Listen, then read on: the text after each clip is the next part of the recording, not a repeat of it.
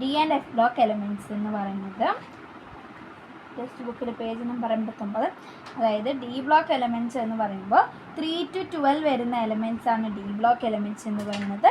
D block elements എന്ന് പറയുന്നതിൽ 4 long periods ഉണ്ട്. F block element consist of 4F and 5F ആണ് ഉള്ളത്. ഈ പിന്നെ transition metal, inner transition metal, നമ്മൾ ഡി ബ്ലോക്ക് എലമെൻറ്റിനെ ട്രാൻസിഷൻ മെറ്റൽസ് എന്നും എഫ് ബ്ലോക്ക് എലമെൻറ്റിനെ ഇന്നർ ട്രാൻസിഷൻ എലമെൻറ്റ്സ് എന്നും വിളിക്കും.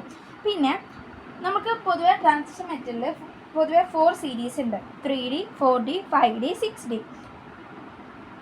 3D series consists of scandium to zinc. 4D series Y to CD. 5D series lanthanum and hafnium to Hg. 6D actinium, RF to Cn. അങ്ങനെയാണ് വരുന്നത്.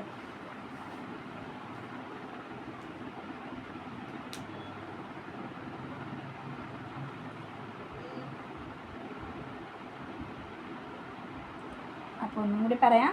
3D series scandium to zinc, 4D series Y to CD, 5D series lanthanum, hafnium to Hg, 6D series actinium, RF to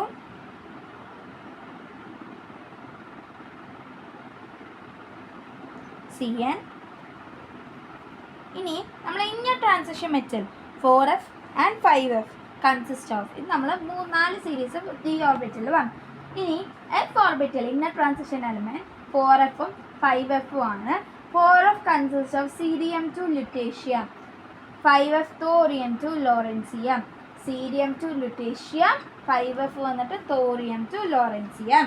Transition metal are defined as a metal which are incomplete d subshell either a neutral atom or their ions. അതായത് transition metals എന്ന് പറയുന്നത് അതിന് incomplete D subshell ആണ് ഉള്ളത്. അതായത് ഒന്നെങ്കിൽ neutral atom അല്ലെങ്കിൽ അതിൻ്റെ അയോൺസിൽ.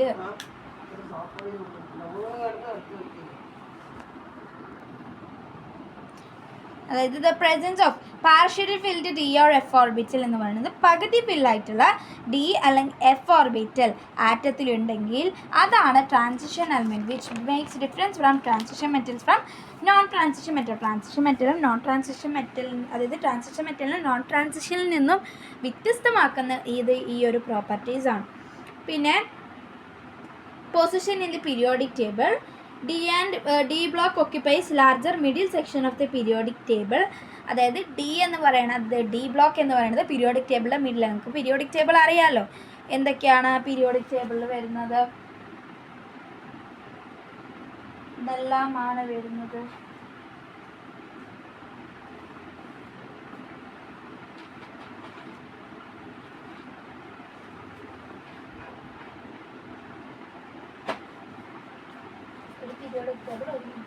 പീരിയോഡിക് ടേബിൾ കാണിച്ചു തരാം. പീരിയോഡിക് ടേബിളിൽ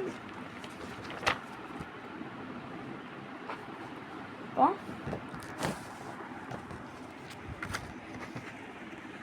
ഇതല്ലേ പീരിയോഡിക് ടേബിൾ. ഇതിൽ ഡി ബ്ലോക്ക് എലമെൻറ്റ്സ് എന്ന് പറയുന്നത് ഏതാണ്?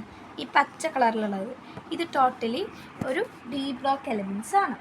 ഇപ്പോൾ ഇവിടെ പറയുന്നത് ഇത് ഏതിൻ്റെ ഇടയിലാണ്? എസും പിൻ്റെയും ഇടയിലാണ് നമ്മുടെ ഡി ബ്ലോക്ക് എലമെൻറ്റ്സ് കിടക്കുന്നത്. n-1 d 1 to 2 ns, അതായത് n-1. ഇപ്പോൾ നമ്മുടെ ചോദിക്കും ട്രാൻസിഷൻ എലമെൻറ്റ് ജനറൽ കോൺഫിഗറേഷൻ എന്താണ് ചോദിക്കും. ട്രാൻസിഷൻ മെറ്റലിൻ്റെ general configuration n-1 d 1 to 2 1 to 10 ns 1 to 2 ആണ്. n-1 എന്ന് പറയുന്നത് ഡി ഓർബിറ്റലിനെയാണ് സ്റ്റാൻഡ് ചെയ്യുന്നത്. അതിൽ 1 to 10 ഇലക്ട്രോൺസ് വരെയുണ്ട്. ns എന്ന് പറയുന്നത് ഔട്ടർ മോസ്റ്റ് ns ഓർബിറ്റലാണ്. അത് 1 അല്ലെങ്കിൽ 2 ഇലക്ട്രോൺസ് വരെ ഫില്ല് ചെയ്യാം. രണ്ടാണ് അതിൻ്റെ capability. Little energy difference between n-1 d and ns orbital. Furthermore, half and completely filled state of orbitals are relatively more stable. ഒന്നെങ്കിൽ ഹാഫ് ഫിൽഡ് ആയിരിക്കണം അല്ലെങ്കിൽ കംപ്ലീറ്റ്ലി ഫിൽഡ് ആയിരിക്കണം. അതാണ് മോർ സ്റ്റേബിൾ എന്ന് പറയുന്നത്. നമ്മളിത് ഇവിടെ വരുന്നൊരു question, write the general electronic configuration of D block. എന്താണ്? n-1 d 1 to 10 ns 1 to 2. Why transition elements show variable oxidation state? അതായത് transition element show variable oxidation state because n-1 d and ns orbital are very close. അല്ലേ, n-1 ഉം ns ഓർബിറ്റലും അടുത്തടുത്താണ്. അതുകൊണ്ട് തന്നെ രണ്ടാളിലും അതായത് ഈ പറഞ്ഞ പോലെ ഡി ഓർബിറ്റലിലെയും എസ് ഓർബിറ്റത്തെയും ഇലക്ട്രോൺസ് ആക്റ്റീവ്ലി ബോണ്ടിങ്ങിൽ പാർട്ടിസിപ്പേറ്റ് ചെയ്യും. Transition elements, the energy of n-1d and ns orbital are very close, and hence electron from both can participate in the bonding. In the electronic configuration of the outer orbital, that is zinc, cadmium, mercury are not regarded as transition element. Why? Because zinc, cadmium, mercury, it is represented as n-1d 10 ns2 orbital ആണ്. അതായത് fully filled,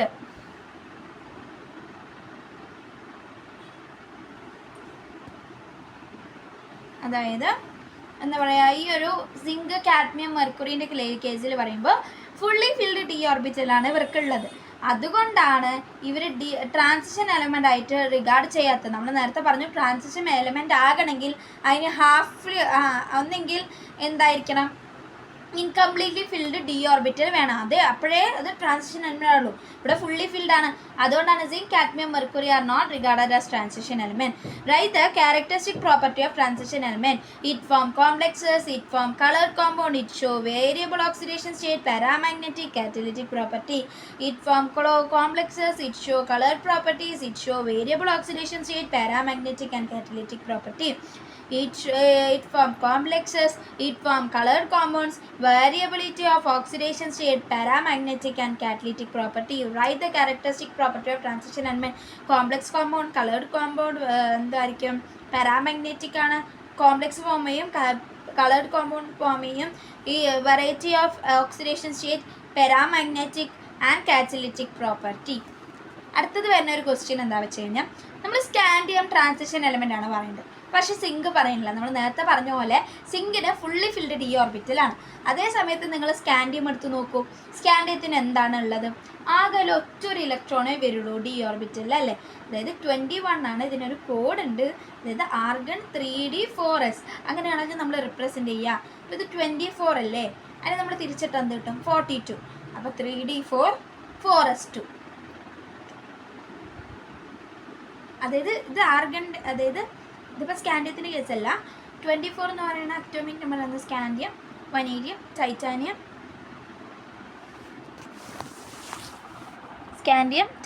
vanadium, chromium ആണ് 24.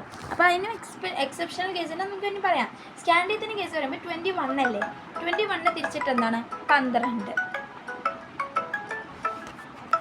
21 തിരിച്ചിട്ടാ 12. 12 പറയുമ്പോൾ എന്തിടും? 3d1 4s2. അപ്പോൾ എന്താണ്? അത് incomplete D ഓർബിറ്റലല്ലേ. അപ്പോൾ നമുക്ക് ഇതിനെ ട്രാൻസിഷൻ എലമെന്റ് എന്ന് പറയാമല്ലോ. അപ്പോൾ ഇതാണ് ഒരു റീസൺ. ഇനി നെക്സ്റ്റ് പാർട്ട് നമുക്ക് നെക്സ്റ്റ് ഒരു ക്ലിപ്പായിട്ട് ഇടാം.